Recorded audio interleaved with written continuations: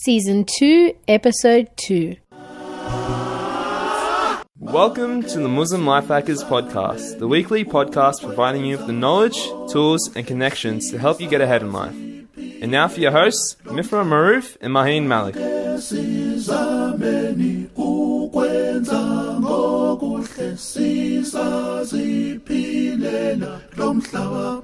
Assalamu alaikum, Muslim life hackers. My name is Mifrah Mahroof, and I'm going to be your host for today's episode. In this episode, I interview Sister Farhia Yahya, who's the author of a popular blog called Fajr Literary. Now, I hope I said that correctly because before we recorded the interview for the show, I had to make sure that I didn't get tongue-tied with that word, and Farhia was telling us how some would pronounce it as the word literally. So I hope I'm not one of those unfortunate people. Fajr Literary. Anyway, in this interview, we get deep into the topic of Quran memorization, the motivation behind it, mindsets to overcome, and practical tips to help you fit it into a busy schedule. Now, today's episode is the first part of a two-part interview. So you'll be hearing about the Quran Memorisation Journey today, and in the second part, which will be released next Monday, inshallah, we get deep into the practical tips. Okay, let's be honest here. When you set your goals, how many of them actually get achieved? If you're struggling with this, then check out the course Visionaire Online. Visionaire is an online course combining goal setting with the power of dua to help you take your life to the next level. My co-host and I have both taken this course ourselves and loved it, and I'm sure you will as well. You can find out more by going to muslimlifehackers.com/visionaire.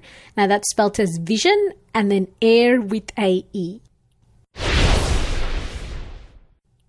Assalamu alaikum, Muslim Life Hackers. This is Mifrah Mahroof here with our interview with our guest here today. We have Farhia Yahya with us today, and this will be quite an interesting podcast on Quran memorization and all about it. So first of all, let's welcome our guest. Thank you so much for joining us on the podcast, Farhia.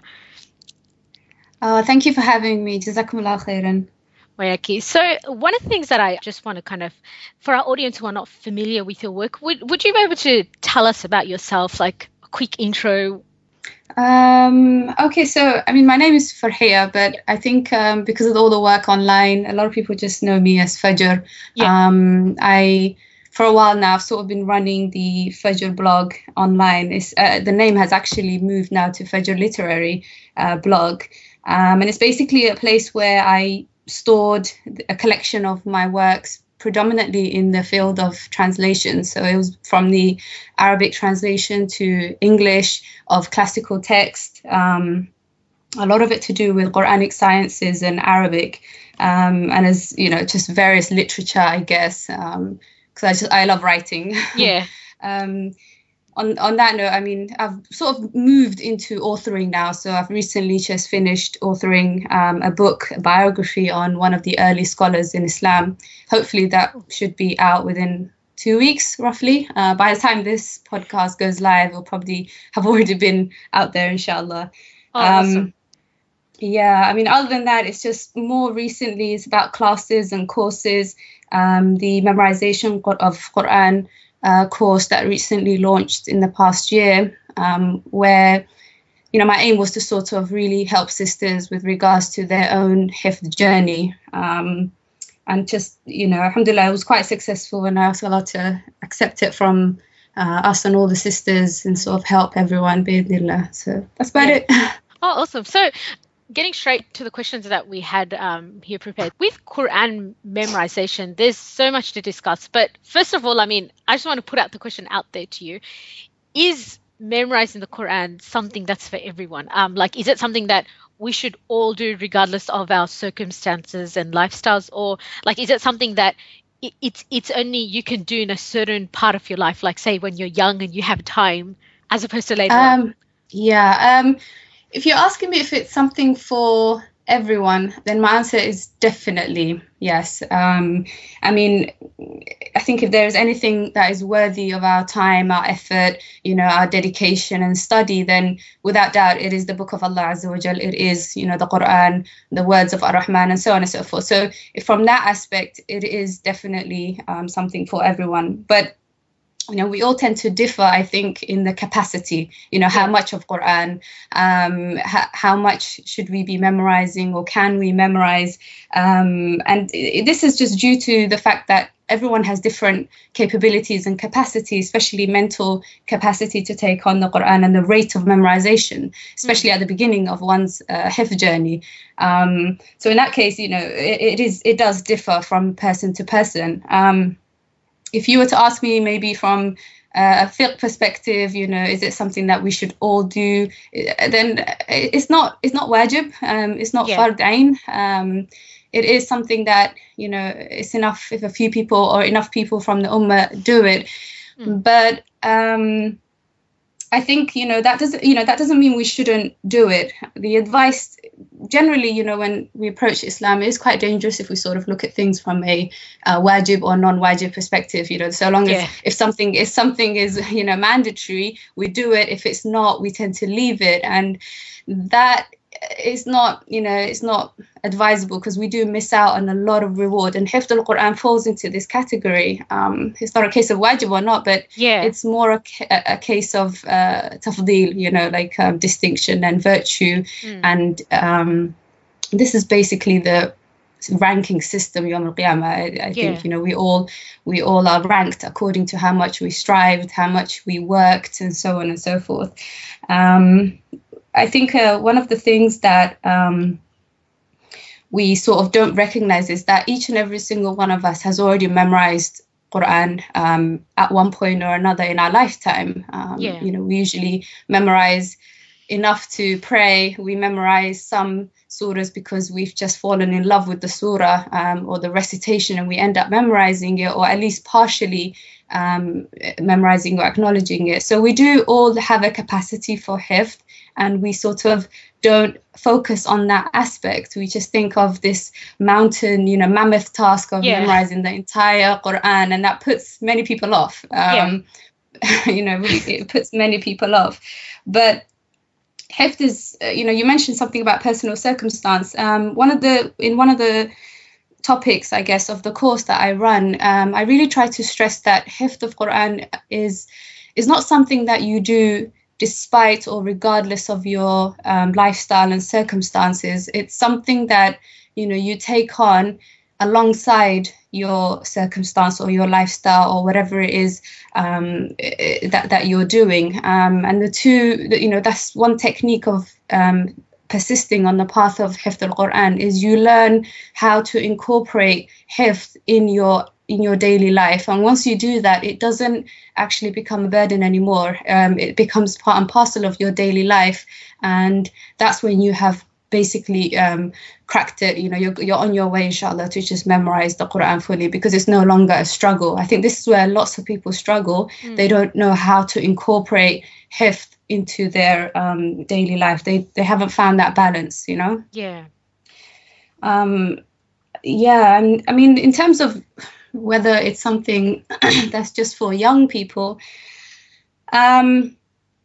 it's true that children do memorize Quran quite easily.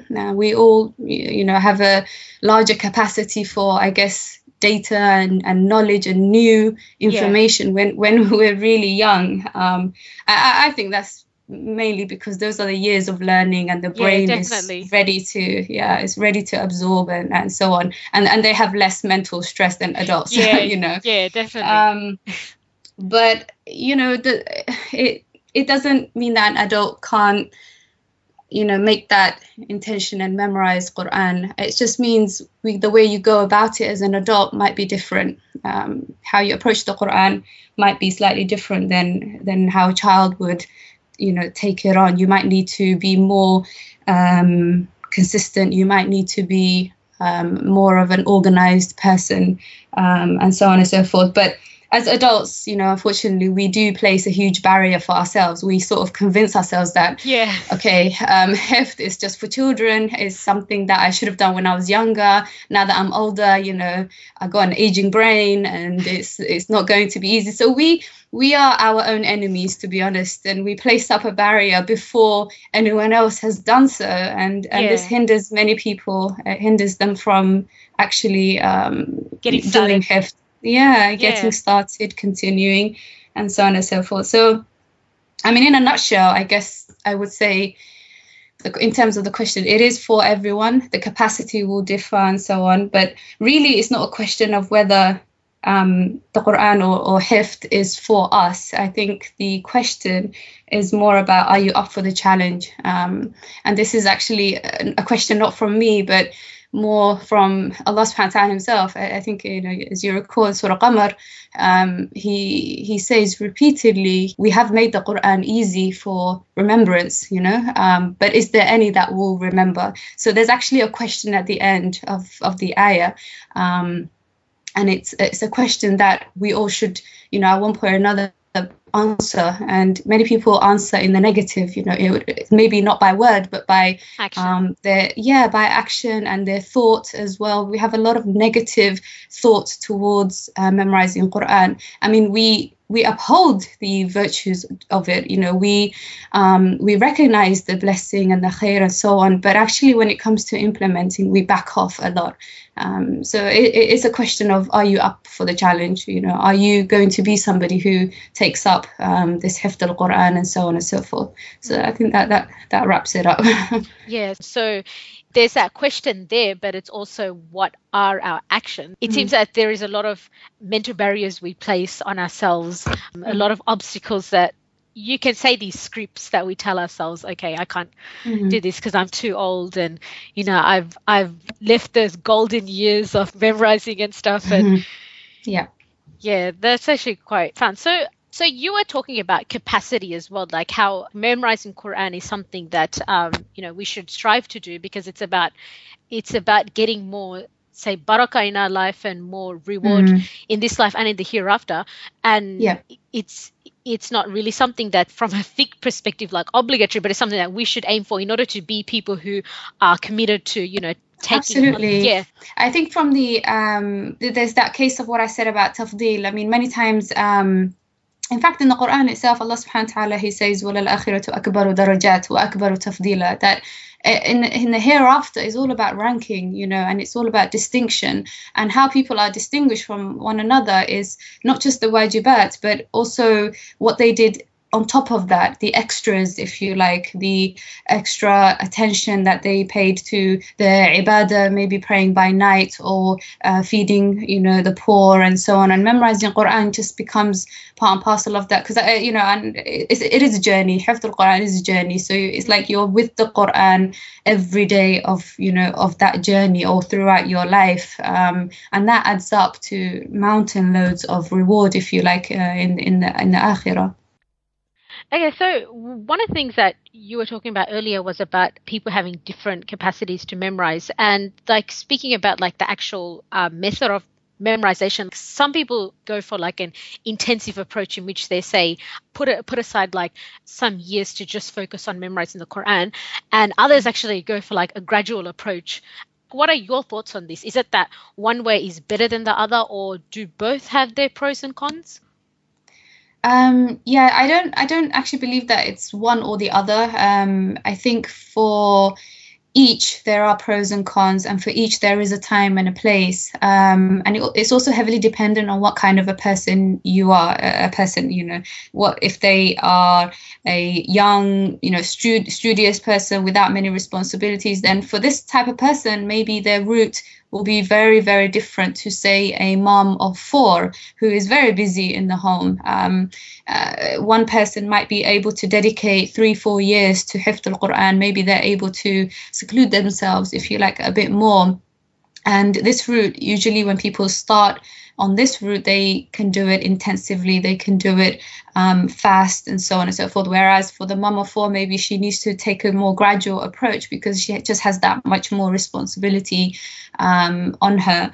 But if if you can't spare many months and years and weeks, the gradual approach is definitely better. And for many, I think many scholars and many teachers, they say the gradual approach is better because you're giving yourself time to allow Quran to be absorbed, in your heart, in your mind, and so on. But the intensive route is not bad either, so long as you do give yourself that time to allow the Quran to sink in and you absorb it. But the how of memorizing Quran is perhaps where most of our attention should be going on.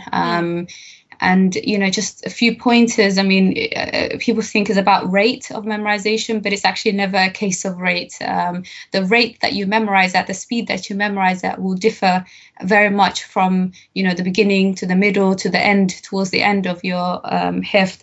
Generally, what I say is work with yourself and never against yourself. You shouldn't be an enemy to yourself, because you will stop yourself, I guess,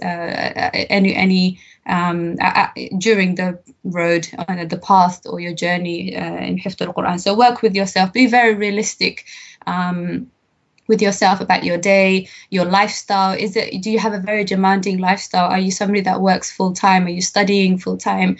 If that's the case, then it's not case. You can't just get up and leave and abandon everything. You just need to incorporate Hifd al-Quran around your day. Another thing is that a lot of people at the beginning have enthusiasm, they have a lot of zeal, and that's not necessarily a bad thing. It's just that people sometimes don't know how to channel that, and the zeal can run out. They might run out of fuel pretty early in their Hifd al-Quran, so they sort of stall and they don't know what to do with themselves. They don't have that motivation that they did at the beginning.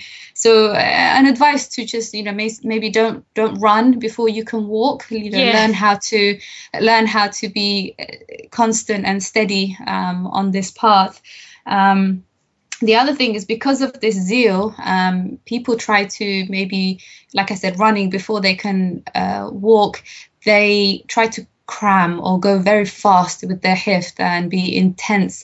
And you have to be really, really careful when you do this, because the brain is, it's an amazing organ Allah subhanahu wa ta'ala created, but it does have its ways, right? And by that, I mean, if you push it beyond its limit, before it's ready, basically, then it can, almost retaliate and reward you by just shutting down, and just, you're going to end up in a mental block because you've tried to cram more in, more than it can take at that particular time. What it needs, and what the person needs, is a bit more patience, and just maybe gradually go through their memorization at the beginning. Get yourself, ready. Try to have a constant portion of Quran that you're memorizing until the brain actually opens up and it can take on more. There has to be a momentum built up, which the brain sort of recognizes, and it says, right, now I can take on more. And that's when a person's portion of Quran increases. That's when their rate or speed of memorization also goes up. So you just have to wait for those, I call them channels opening, or the dam breaking, those points throughout your hifd. And there'll be several points. It happens, it's never at the beginning, it happens just after you struggle at the beginning. Then it happens again, down the line, maybe halfway. Then towards the end, it's just like flood has, the dam's been totally broken, and you're just zooming through hifd, and it's not very difficult. So these are, I think these are the more important aspects. So whichever route a person takes, whether they memorize Quran intensively or they take a gradual approach, they just have to be careful not to overwhelm themselves. They have to be sort of aware of how Quran is being absorbed, how they're memorizing, and so on and so forth. Now, there are pros and cons, of course, in each side. I mean, if you take the intensive route, usually it's quite fast. And usually that means, you need to have a strict and maybe more stronger review method, because you have perhaps memorized Quran quite fast, or memorized that surah quite fast, so you need to consolidate it a lot more. Whereas for the one who takes the gradual method, it is slower, and I guess the only con about it would be it takes you a longer time.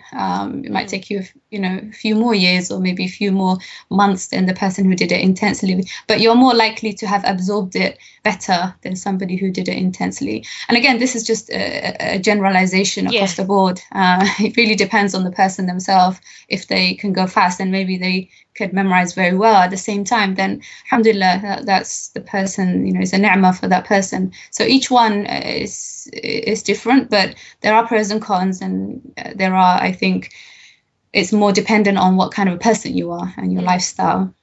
Yeah. So you know what you said about work against yourself, not work against yourself. Work with yourself. Work with yourself, yeah. Work with yourself and never against yourself. You know what? That's just amazing advice. And one of the things when you mentioned, don't run before you can walk, it reminds me of, you see how when people decide that, okay, look, I want to start eating healthy and stuff, and they go on this whole diet overnight and they start, eating greens and drinking green breakfast and whatever. The next day, it's like the pizza and the junk food comes up back again. Oh, yes, absolutely.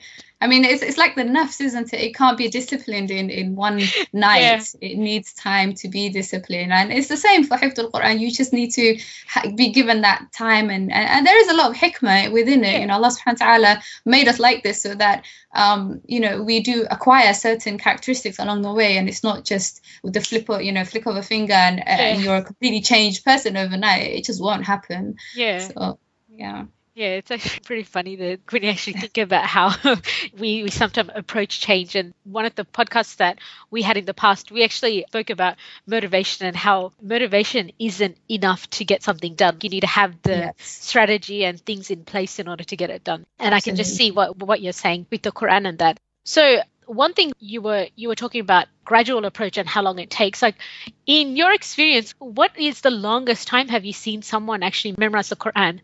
Personally, like if I met face to face, I think it was one of my teachers. And subhanAllah, there's so much lessons I derived from her experience. She was somebody that actually started memorizing Quran later in her life. She started when she was in her 30s. And she, at this stage, she had children, she had responsibilities, she was also working part-time. Yeah, life is very busy. So she took around about 10 years to memorize Quran. But mashallah, she did it and she became a teacher, for a very good institute and so on and so forth. So it can take a bit of time, but at the end of the day, if you do it, once you do it, then it's a journey for life. And it doesn't matter whether you finish Quran at 40, 50, or you finish it when you're 12. It just means, inshallah, the Quran is with you for the rest of your life. That's actually very motivating to hear. And I hope that, many of us, especially our listeners of our podcast, they're very busy and have their full-time jobs or their families and everything. And being able to hear something like that and hearing a story like that, it is very encouraging. No, absolutely. So like with our journey with the Quran, does this journey end when we memorize the entire Quran? Because sometimes like I see this approach in which people have this mindset, okay, I have to finish the Quran. And then is there more to it, or is that the journey then? Is it just like memorizing cover to cover and then after that you're finished and you put the Quran back on the shelf? Absolutely not. Yeah. Never. And I say it's not the end of the journey in a very positive way. I mean, it's true when you are memorizing Quran, it is a unique journey. It's a journey that's, it's got a lot of ups and downs. It's got rewards. It's got obstacles. It's got hardships and so on. So it's a very unique journey and very unique to you. But it is just one journey. And I think the moment anyone who can testify to this, they finish memorizing Quran, a completely different journey actually starts right then. And I would say it's an easier journey. Okay, it's a journey with lesser maybe hardships because you already now are familiar with Quran. And by the way, it doesn't always mean you're perfect. Once you finish memorizing Quran, it doesn't mean that your hifd is perfect 100%. For many people, it's still quite shaky. So this is why many students, they go through another program of revision to sort of consolidate and bring the Quran back together and bind it together very well. So that's just one misconception I wanted to also get out the way. But another journey does start, and it's, subhanAllah, one example I use is Ramadan. When you go to the masjid for Taraweeh, you're on a buzz, because you can actually recite from beginning to end with the imam, to yourself. You can actually go through the passages of Quran, and you know exactly what's happening, and it moves you. It really does. So that's one aspect. Another aspect is, if an ayah is mentioned, you can sort of visualize it, it. So everything actually, whenever you hear Quran, it does mean a lot more to you, and you just feel that much closer, if you like, to the Quran. The other thing is, for everyone who does finish memorizing Quran, they can actually implement the hadith where the Prophet ﷺ said, خيركم من تعلم القرآن وعلمه. The best of you is the one who learns Quran and then teaches it. So for many people, they go on to sort of teach Quran, help others memorize, help others sort of supervise them, and teach it. And subhanAllah, the Prophet ﷺ told us these are the best of people. So it is, it is really a companion for life. It's another journey does start as soon as you finish memorizing Quran, and it's not a book to just pick up, memorize, and then put away. It's a book to pick up, and that's it. You never put it back down. It's with you. It's with you for life. And I think this notion of just memorizing Quran just so you can finish Quran, it's quite dangerous in a way, because you're sort of attaching this aim to the Quran that starts in the dunya, finishes in the dunya. You don't want that. You want Quran to start in the dunya, and that's it. It's with you until you go back to Allah subhanahu wa ta'ala. And we know from many ahadith, the Quran is like an intercessor, an argumentative intercessor. At one point, arguing for your case and arguing for you, and you want that, in the akhirah.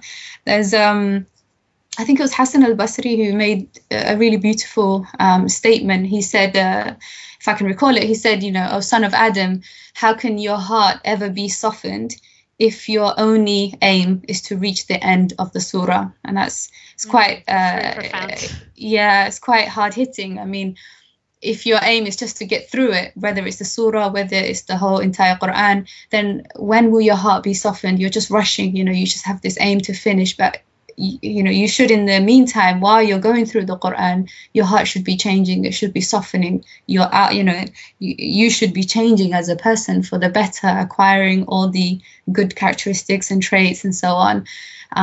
So you don't want the journey to just simply end with the end of your hifd. You want to carry on to the next journey, and there will be a much, a greater journey, if you like, and a more nicer one than the one you previously had. Okay, so that wraps up part 1 of today's interview. I hope you enjoyed it. Please stay tuned next Monday for part 2, in which we'll dive right into the practical tips. Now, you can get notified of new episodes and also participate in interesting discussions, get access to exclusive content, and have a say in the topics and guests we bring on the show by signing up for our VIP email list. You can check it out by going to muslimlifehackers.com/VIP. So that's all for today. Thank you again for joining us, and thank you to our sponsor for today's episode, Visionaire Online. Make sure you check out Visionaire by going to muslimlifehackers.com/Visionaire. And remember, by supporting our sponsors, you are supporting the show. So until next time, my friends, aim high, take action, and be awesome.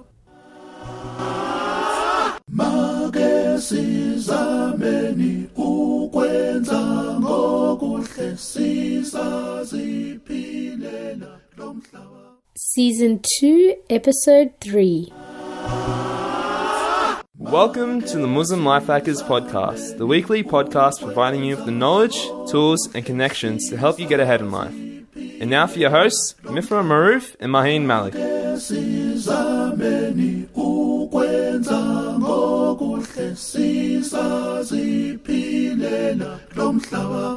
Assalamu alaikum, Muslim Life Hackers. Welcome to another episode from the Muslim Life Hackers podcast. My name is Mifrah Mahroof, and I'll be your host for today. Last week we had a guest, Sister Farhia Yahya, on the show to speak on the topic of Quran memorization.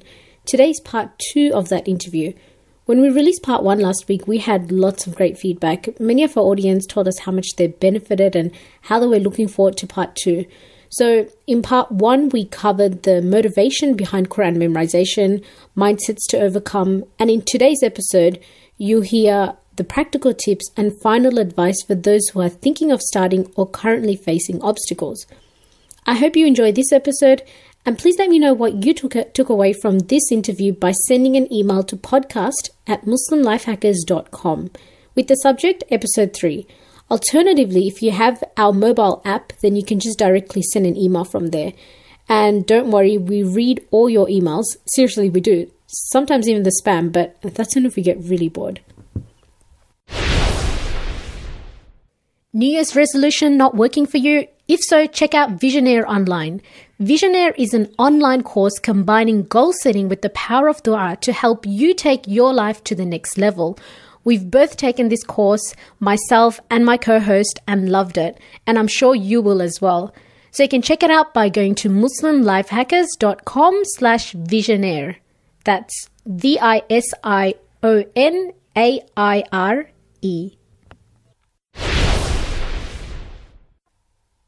So for someone who's busy and they're memorizing the Quran and everything, how can they actually approach the Quran in a way that it is a heart-softening journey? Would you say taking some time out to look into the meaning of it, learning its tafsir?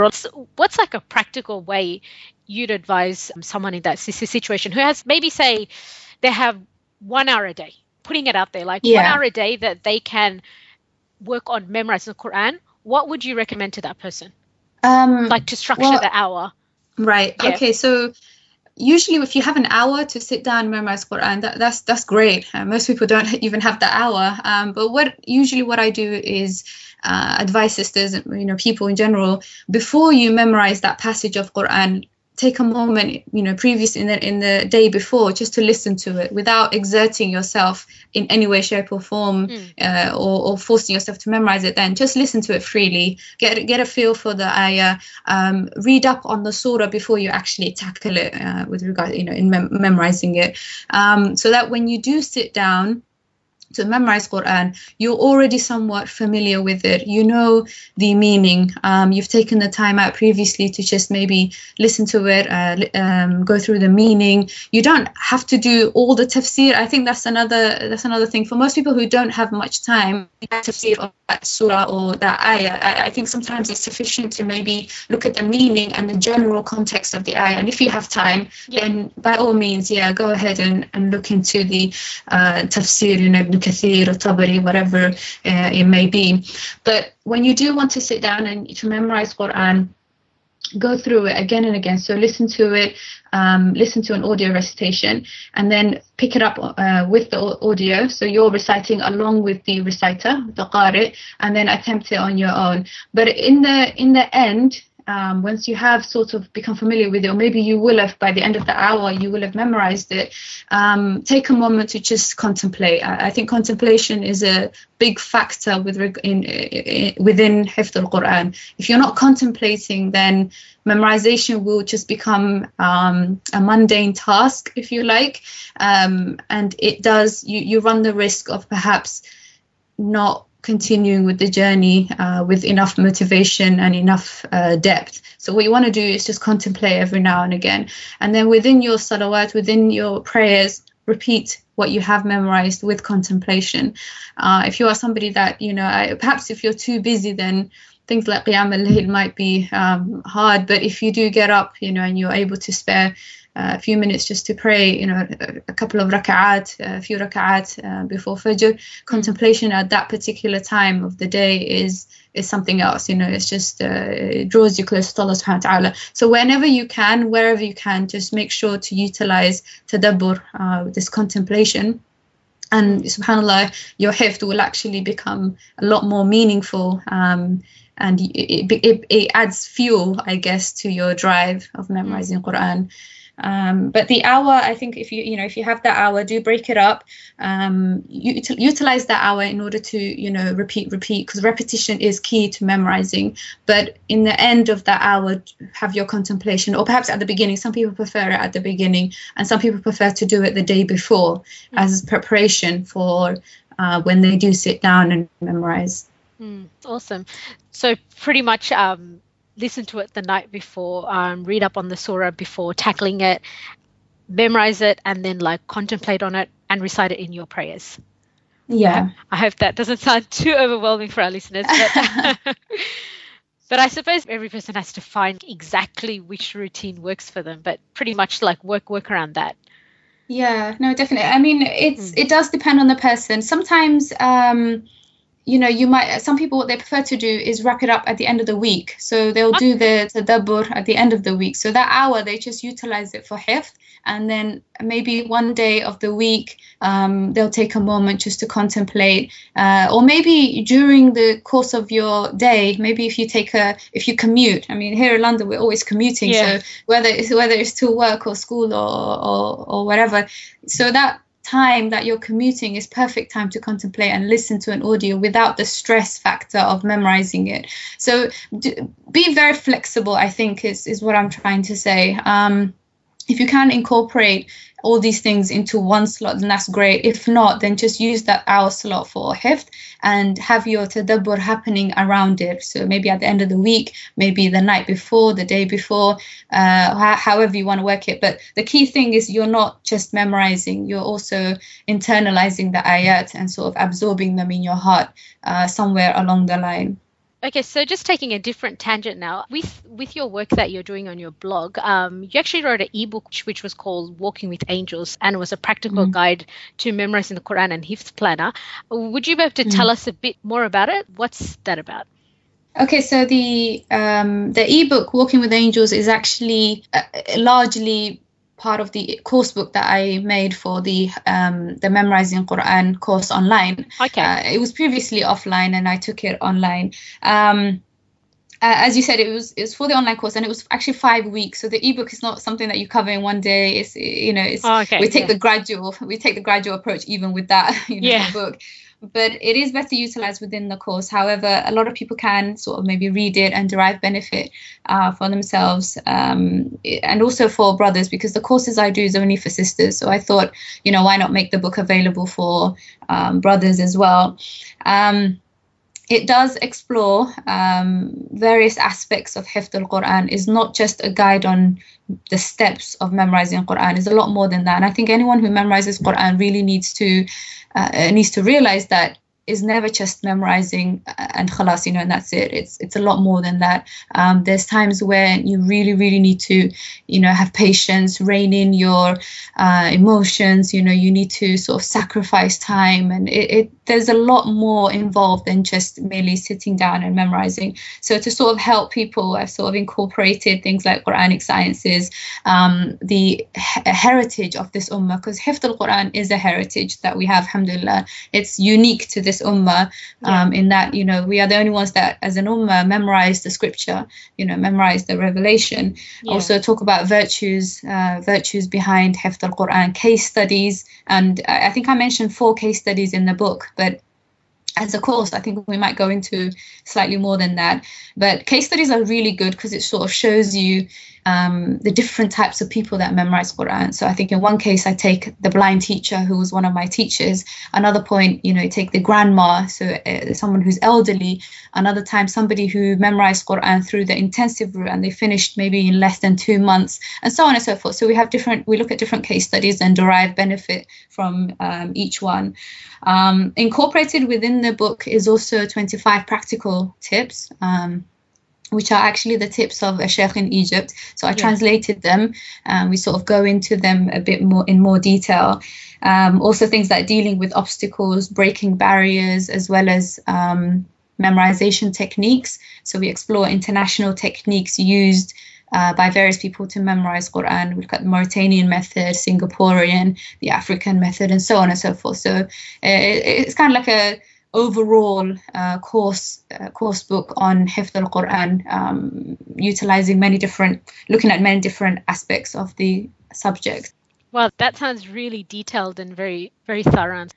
And I forgot to mention the Hifd planner as well. The planner is very simple. It's not detailed at all. It's something that it's like a 6-month planner to sort of keep track of your Hifd for 6 months, and it's got tables and charts and reflection pages, but it's heavily set in goal setting. So you set a goal for the next month, and then after a month you sort of are forced to reflect back on the month. Did you achieve your goals? If not, why not? And sort of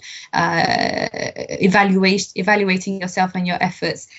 So both of them are available online through the blog and also through my Facebook page. It's Fajr blog. If you just search for that, it should be available on there as well. Okay, so for all our listeners, we'll put links to what we're referring in our show notes. Okay, so with regards to these case studies and stuff, and you're actually talking about goal setting as well, there were a few questions that also come up. When someone actually memorize the Quran and they're very short for time, like how do you recommend they revise what they memorized? Because like you can memorize and then it's like your past surahs are like kind of weak and stuff. How did they go about revising? Or do they do it at the end after they finish everything? Or no, it's never recommended to leave it until the end. I think this is where actually a lot of people find the struggle. So at the beginning of Hifd, they get through it, it's all fine because, to be honest, there's not many surahs they need to revise. The issue comes after a certain while when they have memorized certain surahs and maybe they're going into 2 or 3 or 4 juz. It starts to build up, and I think you feel the pain here because you go back to those surahs or those juz and you find them really weak. In some cases, you might think that it's almost new, right? It's as if you've never memorized them. And to an extent, this is natural, and I think people need to recognize that it is natural. But one mistake people make is they leave off revision. You need to be keeping up with your revision, even if it is a very small portion compared to your Hifd. Now, there is a ratio that people can pick up. You might want to do, for every page that you memorize, you also review 1 page. That's like maybe a general ratio. Another time, if your revision is quite strong, you might want to do, 2 to 1 sort of ratio. So you work with yourself, and usually, your teacher will pick this up and dictate how much revision and how much Hifd you should be doing.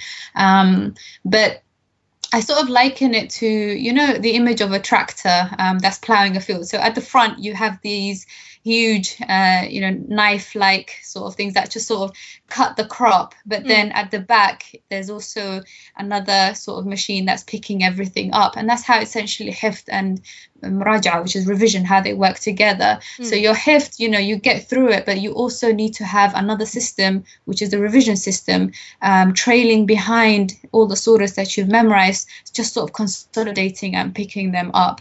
And the balance might be an issue for some people. They don't know when to sort of revise, how much to revise, and that's something I really recommend a person to discuss with their teacher or their supervisor of their Hifd. You need to sort of be reciting to somebody the past portions that you've done, just so that you don't slack or you don't forget those surahs that you've done. Now, at the end of the Hifd, at the end of the journey, we sometimes forget that, the moment you finish, that's it. Your entire life, inshallah, will be dedicated to revision. So I would never recommend someone to completely abandon Hifd because the volume of their current Hifd is a lot. Do you see what I mean? It can be a plot of shaitan that he stops you in your Hifd because of the fear that, oh my God, now I have so much to revise, and what's the point of me revising if I'm forgetting? What you want to do is keep the struggle, just keep struggling through it, because at the end you will have ample time, inshallah, to go back and review. And this is why many times people don't just stop at Hifd, they actually continue onto a muraja'a system, a revision system, where they're doing khatmas. So they'll finish and then they'll go back and finish again, and then they'll go back and finish again, so that it gets more more stronger. So you just need to find a good balance between new memorization and revision. There are sometimes, somebody will be advised, and it's good advice, that maybe to pause at the end of every juz and review that juz. So that's another thing that they can do. But it's a pause. It's never a full-on, stop. They're never stopping. They're just pausing maybe for a week to review that portion. So that's another thing that they can do. That sounds very practical. My final question is, since you mentioned a few times about supervisors and teachers and stuff, how can someone actually go about finding a supervisor or a teacher and finding that time to kind of schedule it in and stuff? Like, what are some ways people go about with that? Okay, so usually in your community you might have a set of classes happening, and I really recommend just getting to know your community, finding out what's happening in the area, call up the mosques, the masjids, maybe visit them, ask about teachers in the community, make an effort to get to know what's out there. If you can't find it in the community, and that's quite rare unless you live in, I don't know, the middle of nowhere, or or you live in a place where there aren't many Muslims, I do understand that, then there's no harm in checking out the other towns, maybe somewhere that's an hour away, or you can drive down, or you can take the bus slightly further away from home. If not, then there's always the online routes. Some people aren't very comfortable, I think, with memorizing over the internet, because it is one of those things where you just the teacher needs to sort of see the student, see how they're reciting. But unless you can find somebody to sit down with, online is another route that you can take. And mashallah, I think nowadays they have many private teachers online and institutes that they can go to online. Worst comes to worst, if you can't find like a teacher, then it will help maybe having a companion, a friend that you can, somebody who is on your level or perhaps just above, that can listen to you. And I think because of, our eagerness to find a teacher, we overlook people that are maybe close to us or within our own families, or, that's true. In our communities, who can act, if you like, as a supervisor until we find a more qualified teacher, if you like. Yeah, so that actually sounds pretty good, and something that we can all think about, especially going forward with making Quran memorization a part of our lives. So just before we wrap up this interview, was there anything else that you want to add on? Any last remarks on this topic? Because I know that there's a lot to speak about, no doubt, and we can't get through it in this interview. But like any last final words, any advice or something for those who are thinking about going through this journey or are actually in this journey and facing obstacles? So I would say go for it, don't stop. I can't say it enough, I can't reiterate it enough. Employ all the means that you can. Ask Allah subhanahu wa ta'ala, make dua, pray. It is a very virtuous path to go down, and by its nature, it's not very easy. I guess at times it might be hard, which is why people fall into this stall. They stall a lot. But you just need to have that patience and that strength to continue. The other thing is, a lot of people sometimes think, hifd is just for imams and it's just for really righteous people. And that's not true. I mean, many times what I say is that, you don't memorize Quran because you're righteous. Nobody does that. You memorize Quran because you need it. You sort of you want to draw closer to Allah subhanahu wa ta'ala. You want to be somebody of a high rank with him, not necessarily a high rank in the dunya. It's just with him, azza wa jal. So don't let that put you off, and also don't let the volume of Quran put you off from memorizing the Quran. There's that cliche or that quote where they say, aim for the moon, even if you miss, you'll land among the stars. And this is, I like to use as an example, because if you aim for the moon, which is memorizing the Quran in its entirety, even if you miss it, even if you don't memorize it in its entirety, what will happen is that you'll have memorized huge portions. You'll have memorized enough, that to get you so much reward, inshallah. Even if it's one surah, one juz, however much it is, you'll still land among the stars. So don't let that put you off in any way, shape or form. And if anything, memorizing Quran, however little, it just sort of brings some life back into the heart. And it's like the Prophet told us, you know, إِنَّ الَّذِي لَيْسَ فِي جَوْفِهِ شَيْءٌ مِنَ الْقُرْآنِ كَبَيْتِ الْخَرِبِ, that the one who doesn't have anything of Quran in their heart is like a ruined house, you know, a demolished home. There's no life in it. There's no light. There's no khair or such. So you want to have at least a little bit of Quran in your heart to bring it sort of back to life, to make it filled with light. So have a positive image of memorizing Quran. Don't be daunted by the volume, and just go for it. And Allah subhanahu wa ta'ala will make it easier. Anyone who starts memorizing Quran will testify to the fact that, you know, at the beginning it may be a bit hard, but sooner or later, really all the dams just break, and it just becomes much more easier. You build up a momentum, and that momentum actually keeps you going. So don't worry too much. If you're sincere, if you have that sincerity at the beginning, go for it. And inshallah, Allah subhanahu wa ta'ala will see you through it, inshallah. Fantastic. That's really good advice. And thank you so much once again for being on our show. And inshallah, we'll speak to you soon then. Assalamu alaikum.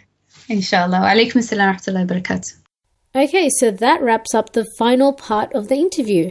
One thing I wanted to mention is that after we completed the recording for this episode, I was able to ask more questions to Farhia as to how she personally memorized the Quran, and she told us that most of her memorization actually happened between her studies and 2 jobs.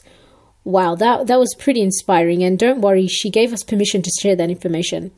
Anyway, don't forget to let us know what you took from this episode and what actions you have been inspired to do by sending an email to podcast@MuslimLifehackers with the subject Episode 3. Also, if you can't get enough of Muslim Life Hackers, check out our VIP email list. This is where you can participate in discussion, get access to exclusive content, and have a say in the topics and guests we bring on the show.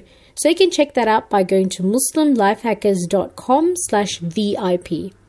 So friends, that's all for today. Thank you for joining us, and thank you to our sponsor for today's episode, Visionaire Online.